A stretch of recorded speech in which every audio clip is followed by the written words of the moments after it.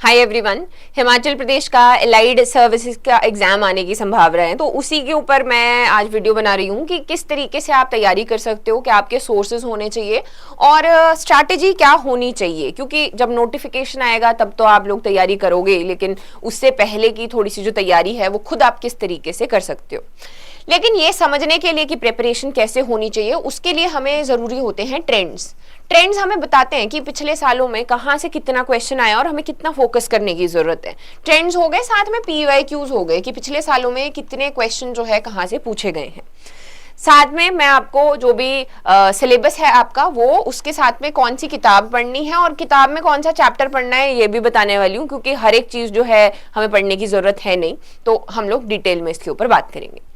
तो सबसे पहले तो जी, अगर हम लोग बात करते हैं पिछले कुछ पेपर्स की, तो वहां पर काफी सारे ट्रेंड्स देखने को मिले हैं, लेकिन हम लास्ट वाले को फाइनल मानते हैं कि 2024 में 20 क्वेश्चन आए मॉडर्न हिस्ट्री में से, 19 क्वेश्चन जो हैं वो इंडियन पॉलिटी में से पूछे गए हैं, 20 क्वेश्चन ज्योग्राफी से आए और 4 आए ये जो एनवायरमेंट है आपका वहां से।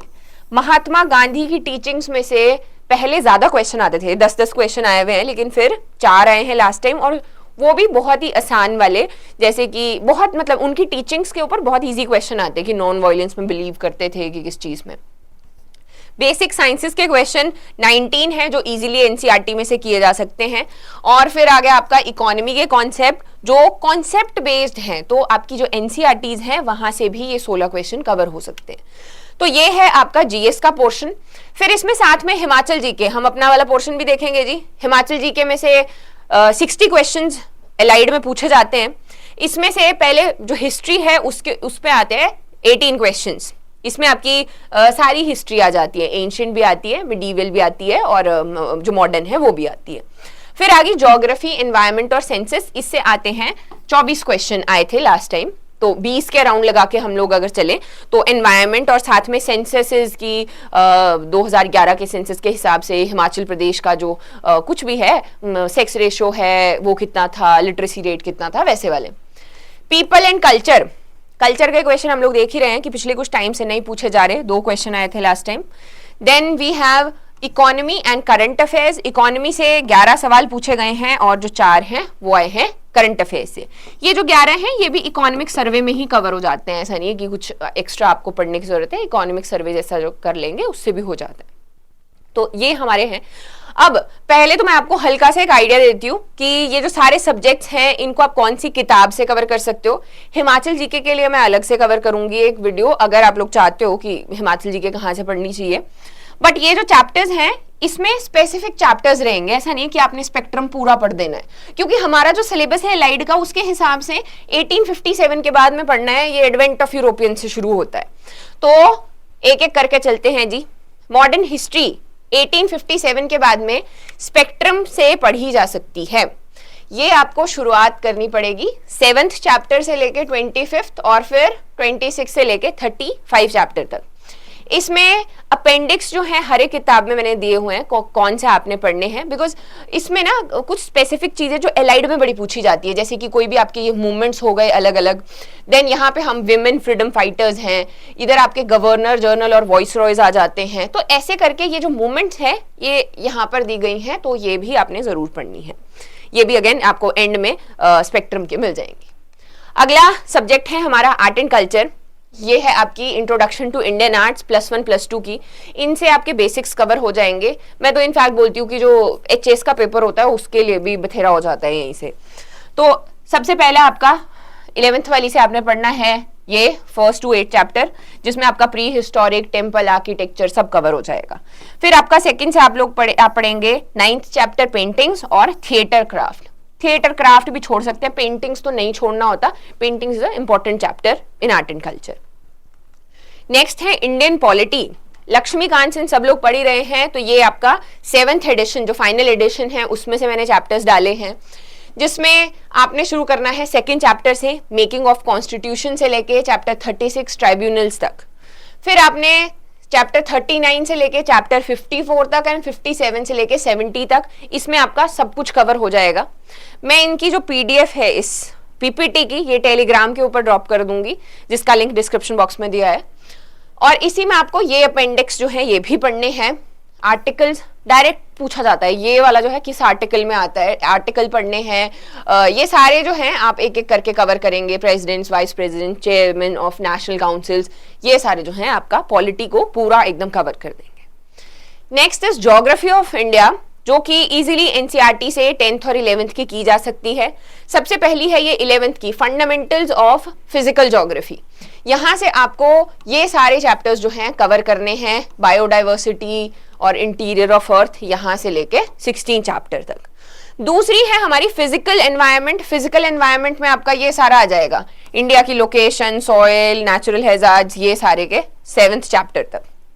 ये जो है ये आपके पूछे गए हैं इस वाली किताब में से, जो कि आपको इजीली 9th क्लास की ये है, इजीली मिल जाएगी। ह्यूमन ज्योग्राफी भी आप अगर पढ़ सकते हो, अगर आपके पास में टाइम रहेगा तो इसको भी आप यहाँ पे पढ़ सकते हैं। तो इससे आपकी ज्योग्राफी हो गई। नेक्स्ट है एनवायरमेंट। एनवायरमेंट और डिजास्टर मैनेजमेंट के लिए मैंने एक ही किताब दी है, ये रवि पी अग्रहारी जी की किताब है, बहुत अच्छी लिखी है। इसमें आपको हर एक चीज तो नहीं पढ़नी है, लेकिन हाँ आपका जो 5th चैप्टर है वो स्किप करके 1st, 2nd, 3rd, 4th, 6th and 8th ये चैप्टर्स आप पढ़ सकते हो। एनसीईआरटी जो है वहां से भी, जो +1 की +2 की एनसीईआरटी है, वहां से आपको ये 3 चैप्टर्स भी कवर करने हैं। Then we come to disaster management, वो भी आपको इसी किताब में मिल जाएगा, अलग से यूनिट बना हुआ है। ये पूरा यूनिट एक ही बारी में पढ़ लोगे, then you are done with disaster management. ऐसे ही क्वेश्चन आते हैं, इंटरनेशनल कॉर्पोरेशंस जो हैं उनके ऊपर आते हैं, इंस्टीट्यूशनल फ्रेमवर्क्स हैं उनके ऊपर आते हैं। तो ये सारा आपका डिजास्टर मैनेजमेंट ये अग्रहारी जी की किताब में कवर हो जाएगा। फिर आ गए हम लोग टीचिंग्स ऑफ महात्मा गांधी। इसमें मेंशन किया है इन्होंने अलग से कि ये जो महात्मा गांधी की टीचिंग्स हैं ये अलग हैं, फिर डिजास्टर मैनेजमेंट अलग है। अब इनके ऊपर जो है एक आती है ये राजेंद्र अत्री की किताब है गांधीयन थॉट्स, और दूसरी है हिंद स्वराज, गांधी जी की लिखी। इतनी पतली सी किताब है ये उनकी टीचिंग्स के बारे में बात करती है। जब भी आप बोर होने लगो तब आप इसको आराम से पढ़ सकते हो। इसमें उनकी टीचिंग्स हैं, उसमें उनका ज्ञान है। इसमें ये नहीं है कि उन्होंने कौन सा मार्च कब चला, बट रादर कि वो किस किस चीज में बिलीव करते थे। तो इसको आप ऐसे जब आप बोर हो रहे हो अपने जीएस के सब्जेक्ट से, उस वक्त आप इसको इजीली पढ़ सकते हैं as like a spiritual thing. Economics में आ जाते हैं जी आगे। फिर यहाँ पे ये सारे चैप्टर्स हैं आपके दिए हुए, ये आपने सारे कवर करने हैं। ये हैं आपके संजीव वर्मा से, ये नहीं पढ़नी है आपको। आपकी 2 किताबें हैं, इकोनॉमिक डेवलपमेंट है ये 11th क्लास की, और फिर यहाँ पर 12th क्लास की आ जाती है macro economics. Macro not micro, क्योंकि यहाँ पे इकोनॉमिक्स में पूछे जाते हैं सीधे सटीक सवाल जो कि कॉन्सेप्ट के ऊपर बेस है। इस बार वैसे तो एचएस में भी वैसे था, स्टैगफ्लेशन, ट्विन बैलेंस शीट, तो डायरेक्ट क्वेश्चन होते हैं, ऐसा कॉन्सेप्ट बेस के ऊपर बहुत ज्यादा कुछ अलग सा नहीं होता। तो इकोनॉमिक्स आपकी कवर हो जाएगी।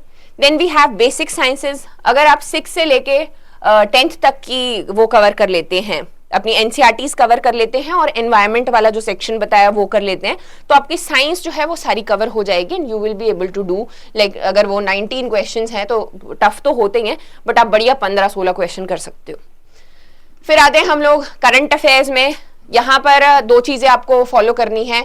एक तो आती है जो न्यूज़पेपर आप लेंगे, और दूसरा साथ में कोई भी एक मैगजीन, मंथली मैगजीन होनी चाहिए जिसमें हर एक चीज का कंपाइलेशन हो कि इस बार कितने, जैसे वो होती है ना एक्सरसाइजेज होती हैं, उनके ऊपर डायरेक्ट क्वेश्चन आते हैं कि ये और ये किसके, सिम्बेक्स है ये किस किस के बीच में होती है, तो आपको एक जगह मिल जाए वो। ये आप कहीं से भी ले सकते हो, जिसमें स्पोर्ट्स के अवार्ड्स हो, जिसमें रैंक्स हो, रिपोर्ट्स हो, वो सारा जिसमें कवर किया गया हो।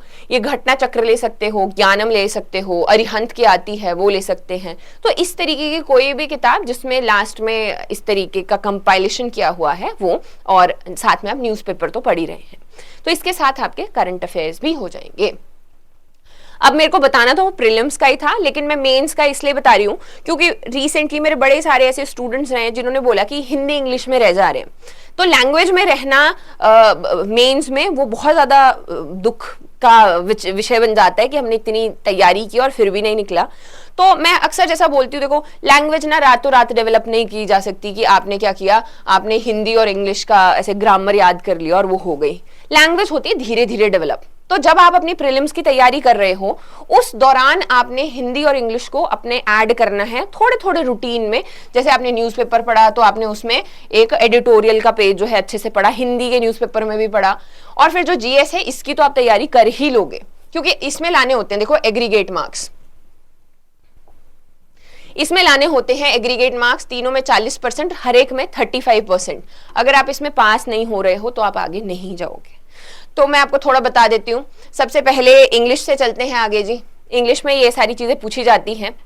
आप यहाँ पर 2 किताबें ले सकते हैं, एक तो SP बख्शी की आती है ऑब्जेक्टिव जर्नल इंग्लिश, और दूसरी है इंग्लिश ग्रामर। अब ये ऐसा नहीं होगा कि आप रोज रोज पढ़ेंगे, ढेर ढेर 2-2 3-3 घंटे पढ़ेंगे। इसको वीकेंड के लिए रख लो कि वीकेंड पे हमने जो ये है आपकी इंग्लिश है, लैंग्वेज है, उसको एक बार कवर करना है। यहाँ पर एक लेटर लिखना है, हर एक वीक में आप एक लेटर लिख रहे हो, कॉम्प्रहेंशन, प्रेसी, ऐसे कुछ भी इनमें से प्रैक्टिस कर रहे हो बेसिकली अपनी इंग्लिश। वैसे ही हिंदी है हमारी, इसमें भी 2 किताबें हैं।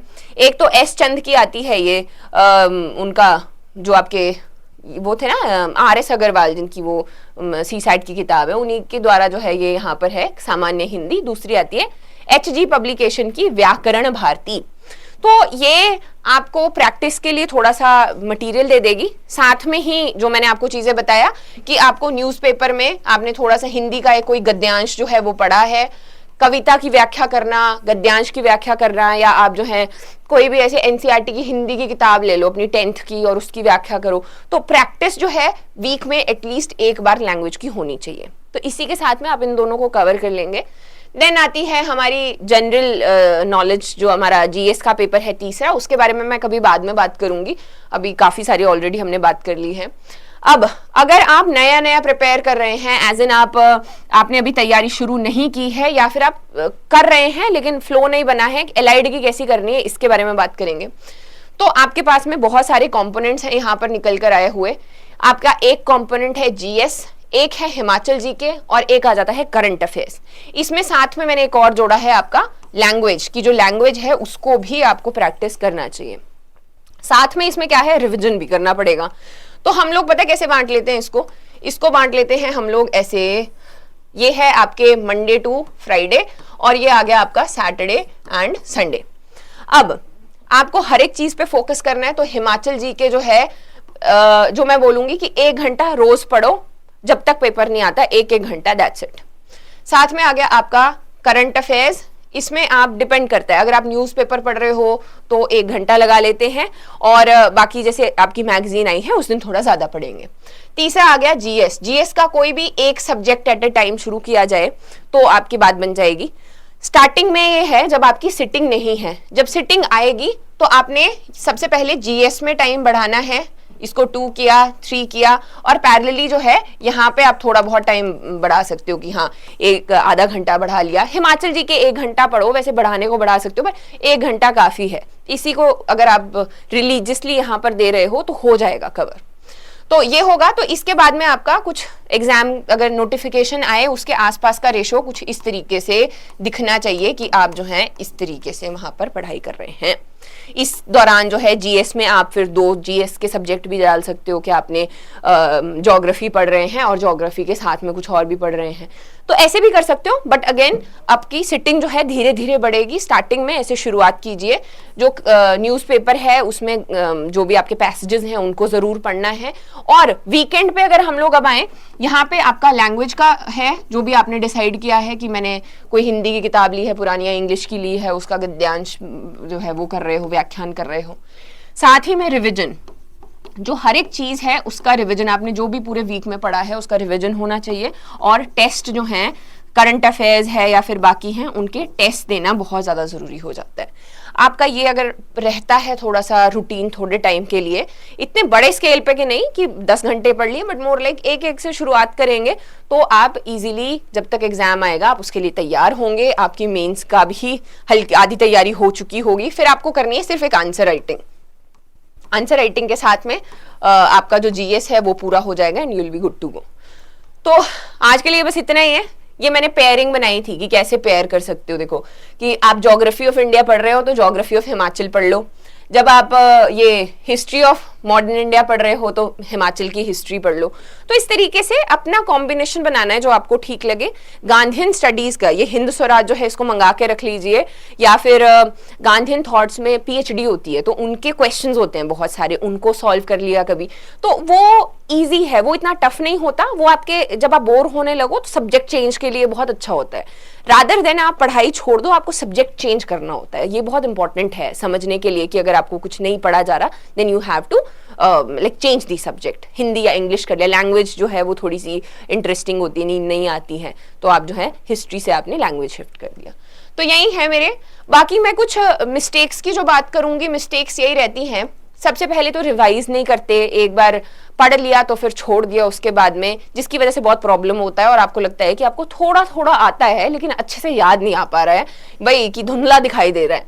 तो वो इसलिए होता है क्योंकि आपने बार बार रिवाइज नहीं किया है। टेस्ट ना देना, टेस्ट देना बहुत इंपॉर्टेंट है। आप और टॉपिक वाइज टेस्ट देना कि आपने ज्योग्राफी पढ़ी तो आपने ज्योग्राफी के टेस्ट दिए उसके बाद में, इससे आपका फोबिया भी जाता है, इससे आपकी स्पीड भी बनती है, इससे आपकी प्रैक्टिस भी होती है और आपको कुछ याद भी रह जाता है कि अच्छा मैंने वो क्वेश्चन गलत किया था। फिर आ गए हम लोग इग्नोरिंग लैंग्वेज पेपर, जैसा मेरे बच्चे बोलते हैं कि मैम हिंदी रह गया, वो कैसे रह गया, वो आपने इग्नोर कर दिया। और लैंग्वेज रातों रात डेवलप नहीं होती है, उसको टाइम चाहिए। आप धीरे धीरे, कोई हिंदी सीरियल देखते हैं ना, जैसे ऐसे शिव जी वाला सीरियल देखते हैं तो आप ऐसे होता है कि मुझे क्रोध आ रहा है, वैसे वाला होता है कि लैंग्वेज थोड़ा थोड़ा धीरे धीरे होता है, एकदम से नहीं होता नहीं। फिर आ गया नॉट राइटिंग आंसर्स। जीएस में आंसर राइटिंग बहुत इंपॉर्टेंट होती है, सिर्फ पढ़ के बात नहीं बनती, लिखना पड़ता है कि आपने जो है, आपको क्वेश्चन था कि महात्मा गांधी की टीचिंग्स पे, किसी भी चीज पे, हिमाचल जीके पे था, write a short note on the valleys, like valleys in Kangra, तो लिखना पड़ेगा, आपके चाहे दिमाग में है चीजें, लिखना है। Not getting it evaluated, GS में ये भी एक इशू रहता है कि इवेलुएट ना करवाना, रादर देन लिखा और फिर खुद ही मतलब ऐसे देखा। जरूरी नहीं इवेलुएट टीचर ही करे, आपस में कर लिया। हम हमेशा सामने वाले की गलती ज्यादा देख पाते हैं रादर देन अपनी, क्योंकि हम तो उसी सोच से चले थे ना आगे को, तो इसको इवेलुएट जरूर करवाना है। तो बस मेरे हिसाब से तो यही गलतियां हैं। और मैंने आपको हल्का सा रिव्यू भी दे दिया है। अगर आप चाहते हो कि मैं हिमाचल जीके वाला भी कवर करूं, कि हिमाचल जीके कैसे एलाइड के लिए कवर करनी है, तो मेरे को आप लोग बताना, please do comment and then will talk about it in a live session और in a video whatsoever. Thank you so much for watching.